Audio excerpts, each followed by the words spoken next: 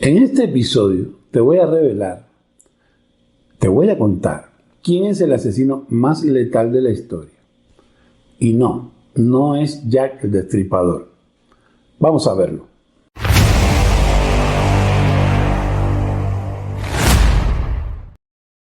Cuando uno piensa en los criminales, en los asesinos más letales que han existido, te vienen a la mente regularmente los clásicos nombres de Jack el Destripador, Ted Bundy o Pedro Alonso López. Y sí, efectivamente, estos tipos se ejecutaron alegremente a buena cantidad de mortales que tuvieron la mala suerte, la mala fortuna de cruzarse con ellos. Pero ni de chiste, estos han sido los peores asesinos que han existido, ni de lejos. Cuando uno revisa la historia, cuando uno ve la historia, se da cuenta de que los peores horrores no vinieron, ni han venido nunca, de 3 o 4 locos sueltos en los callejones oscuros. No.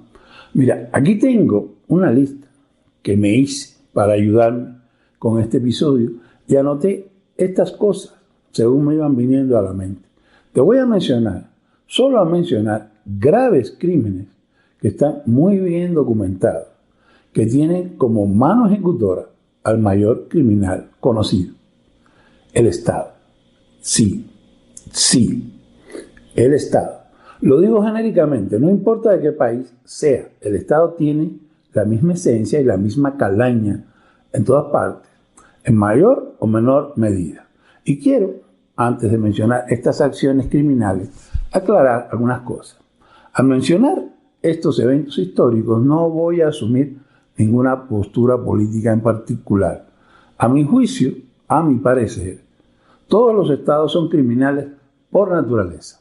Y quiero hacerte notar, por ejemplo, que los rusos, me refiero al pueblo ruso, no tienen ningún conflicto con los ucranianos, ni viceversa. Y esta guerra que está ahorita en curso está provocada por los intereses de un estado, del Estado ruso, o sea, de Putin. Los norteamericanos no tenían nada en contra de los vietnamitas, ni viceversa, cuando la guerra de Vietnam. La guerra fue provocada por los intereses de estados, Estados Unidos, Francia. Las guerras y los genocidios siempre vienen del Estado, sea cual sea. Estado de izquierda, de derecha, de arriba, de abajo, norte, sur. Todos son criminales por igual. Los humanos hemos convivido con guerras y genocidios desde siempre. Y nos hemos acostumbrado. Hemos normalizado la idea de esas masacres masivas. Que definitivamente eso es lo que es una guerra. Una masacre masiva. Donde los que se mueren casi nunca son los que provocan la guerra. Putin y Zelensky, por ejemplo, están ahora muy tranquilitos y arropaditos mientras los jóvenes de ambos países se están matando sin odiarse entre sí. No voy a profundizar en los detalles de cada uno de estos crímenes que voy a mencionar, porque el video sería eterno.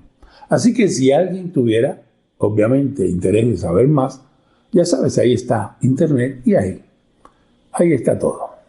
También te aclaro que no voy a tomar partido ni de un lado ni del otro en cualquiera de los ejemplos que te voy a mencionar, diciéndote quién es el bueno y quién es el malo. Porque la muerte de inocentes es un crimen, sea quien sea el que la provoque. Y dicho esto, no te vayas, porque ya voy a empezar con esto. Empiezo, por supuesto, con Alemania.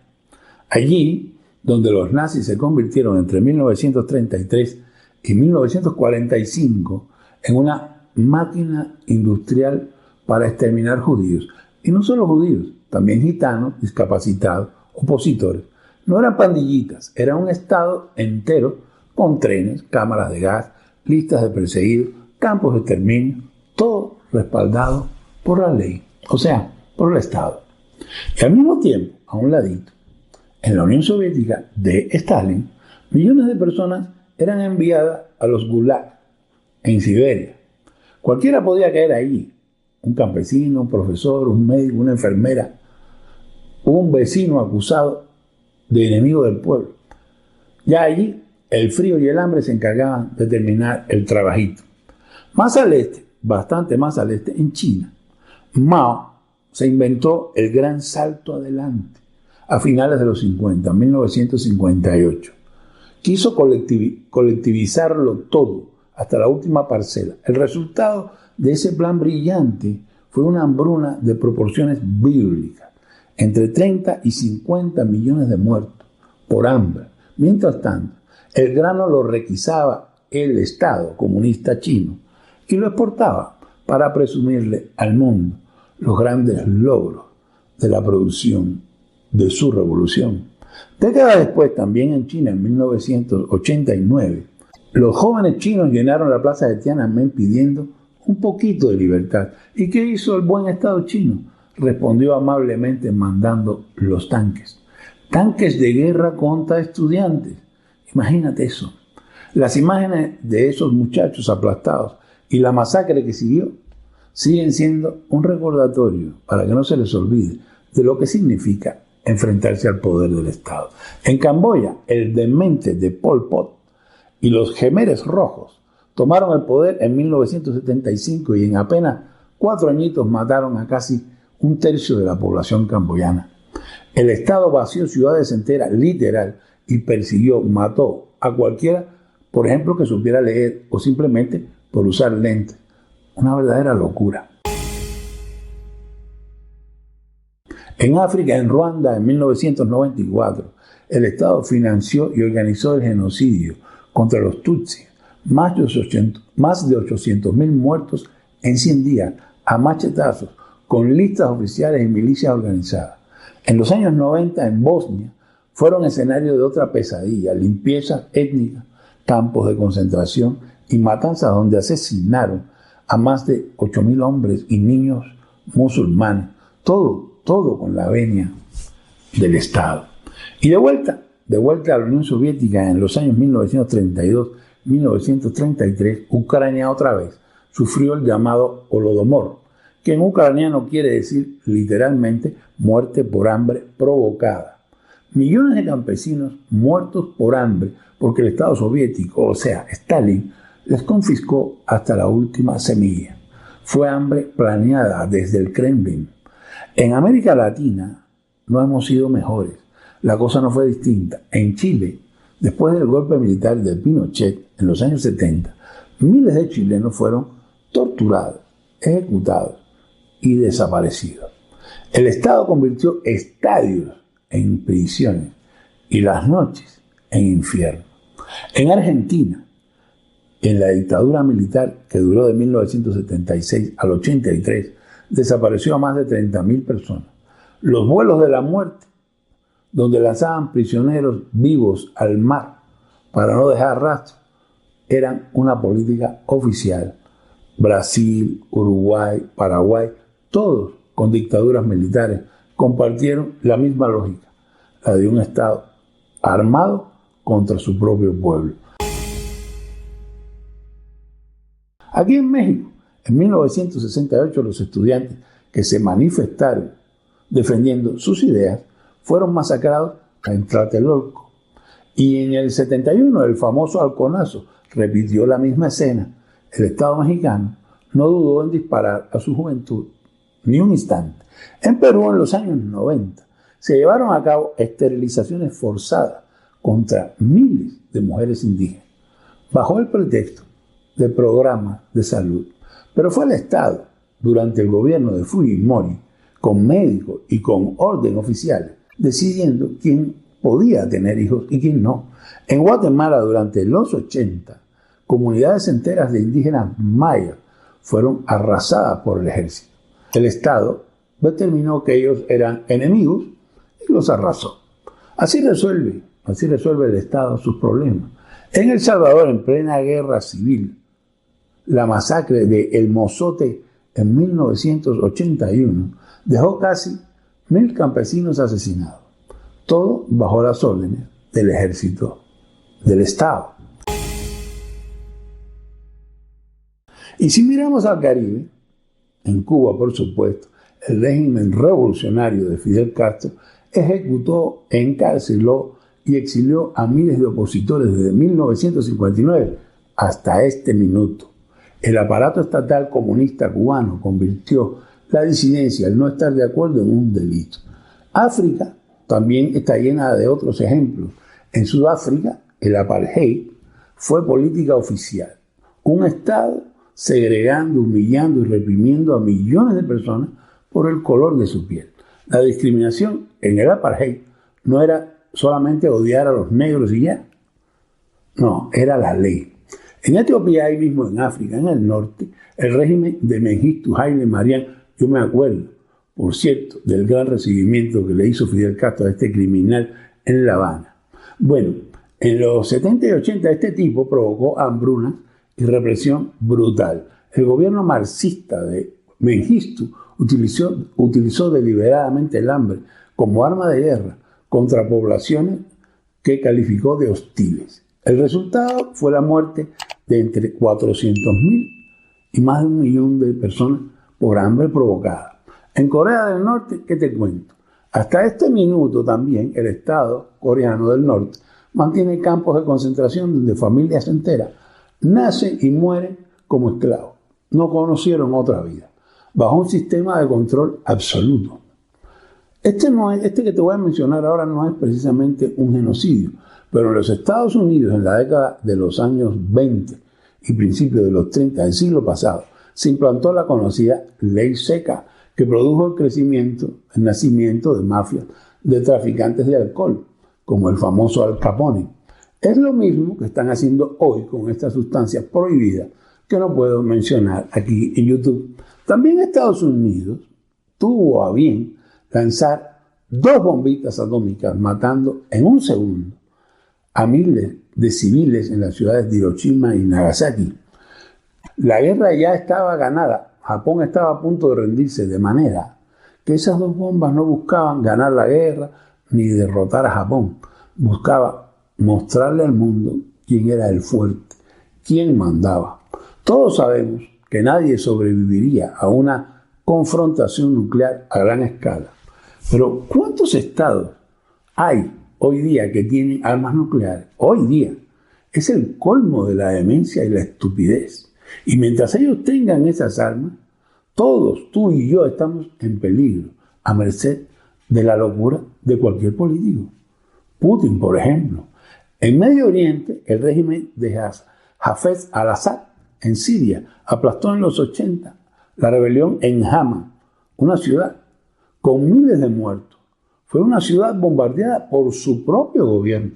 En Irak, Saddam Hussein gaseó a los kurdos en Halabja en 1988, asesinando a miles de esos kurdos con armas químicas. Su vecinito, Irán, no se queda atrás. Desde la Revolución Islámica, el Estado ha ejecutado y encarcelado a miles de disidentes, tanto políticos como disidentes religiosos. Y si cruzamos al sur de Asia, por abajito ahí del mapa, Pakistán y la partición con India en 1947 dejó también millones de muertos y desplazados, fruto de las decisiones estatales, por supuesto. En Bangladesh, en 1971, la guerra de independencia vino acompañada de la mano de masacres donde el ejército pakistaní mató a cientos de miles de personas. Y ni hablemos de Afganistán, convertido siempre en cementerio por invasiones y guerras impulsadas por estados extranjeros. La Unión Soviética es uno de ellos, Estados Unidos es otro, y su propio gobierno. Podríamos seguir aquí, seguir. Terminaría mi vida aquí sentado poniendo ejemplos y ejemplos y no terminaría nunca. Esto es solo lo que me vino a la mente y lo anoté. Se supone que el Estado, todos los estados, tienen como función principal proteger a sus poblaciones. Pero la historia demuestra, con creces y con absoluta tristeza, que el Estado y los políticos son el enemigo a vencer. Y ahora quiero que por unos segundos recuerdes todos los casos que he mencionado y respondas a estas preguntas que voy a poner aquí sobre el tapete, sobre la mesa. Estos crímenes, sin excepción, hubieran ocurrido sin que existiera un Estado. ¿Quién habría lanzado las bombas atómicas en Japón si no existiera un Estado? ¿Quién hubiera creado esas bombas si no un Estado? ¿No te parece absolutamente demencial poseer ese tipo de armas? Vuelve a escuchar los ejemplos que puse y responde. ¿No te parece que solo un demente puede permitir o ordenar la muerte de miles o millones de personas? Pues esa es la política. Esos son los políticos. Ese es el Estado por el que votas. Todo lo que he mencionado ha sido obra del Estado. Nadie más tiene el poder, ni los recursos, ni los medios para producir estos horrores. Lo que quiero que veas clarísimo es que el Estado, en cualquier época y lugar, ha usado la fuerza no para proteger, sino para dominar y someter. Y siempre los que pagan son los de abajo. Y tú pagas impuestos para que te protejan. Pero debes saber y tenerlo muy claro, no importa del país que seas, ese Estado al que mantienes, si alguna vez tiene que usar sus armas contra ti, lo hará sin dudarlo ni un instante. El Estado es una organización criminal que muchas veces mata y siempre roba. Y ya para rematar, estoy muy seguro que has escuchado que la pobreza extrema es cada vez mayor en el mundo. Lo has oído muchas veces. De entrada te digo que esa es una mentira total y dicha siempre con muy mala intención. La pobreza extrema en el mundo afecta hoy entre un 9 y un 10% de la población humana. Pero hace apenas 200 años, nada más, afectaba a un 95% de la población, que era en ese entonces de unos 750 millones de personas. Hoy somos más de 8.000 millones de personas y la reducción de esa pobreza se debe al capitalismo. Nunca jamás se lo deberemos al Estado. Si alguien tiene una información confiable y comprobable de que lo que digo es falso, que me la ponga aquí abajo en los comentarios y que lo demuestre. Hoy el planeta produce más que nunca en todos los renglones y por supuesto eso incluye el renglón alimenticio, la comida. Pero millones de personas hoy viven con menos de $2 al día. Pobreza extrema. No es porque falten recursos. No es por el capitalismo como te hacen creer y tú quizás les crees. Es porque los estados se encargan de bloquear la riqueza. ¿Cómo lo hacen? Simple. Impuestos abusivos, corrupción, guerras de evaluaciones, monopolios, inflaciones que hacen que los precios suban siempre, permanentemente, aranceles que encarecen lo básico. Y encima tienen la desvergüenza de culpar al capitalismo de una pobreza que ellos mismos fabrican para luego prometerte que la van a eliminar. La pobreza extrema que aún queda en el mundo es un crimen más de muchos estados. El libre mercado y el capitalismo son otra historia. Es un sistema de intercambio voluntario sin coerción. Si llega a haber abuso o estafa, eso no es libre mercado. Es algún estúpido rompiendo las reglas del libre mercado. Es como decir que un Mercedes-Benz es un auto inseguro porque un borracho lo estrelló en la esquina. No es culpa del Mercedes, es culpa del conductor borracho. En un mercado libre, si una empresa abusa, aparecen otras que te ofrecen algo mejor. Tú puedes elegir. El libre mercado se autorregula. Si una empresa o un empresario estafan, engañan a sus clientes, más temprano que tarde la gente los va a descubrir y tendrán que salir del mercado, tendrán que salir del juego. Quizás para siempre. Con el Estado no puedes cambiar de proveedor, no puedes cambiar de Estado así de fácil. Por eso cuando revisas la historia, como hicimos aquí, los crímenes masivos vienen del Estado, no del capitalismo. Y si algo ha sacado a más gente de la pobreza que cualquier programita estatal, ha sido la libertad de producir, comerciar e innovar libremente. O sea, el capitalismo. No hay crímenes en el mercado, no hay crimen en el capitalismo. Y si llega a haber alguno, segurísimo, Busca bien que hay políticos involucrados. De modo que, como decimos allá en Cuba, Jack el Destripador fue un niño de teta comparado con el Estado en toda su historia. Me creas o no, el enemigo es el Estado. Y ya sabes, si aún no lo has hecho, regálame un like si te gustó, si te fue útil. Y suscríbete. Nos vemos en el siguiente episodio de Yo Me Quiero Libre y también quiero que tú lo seas. Chao.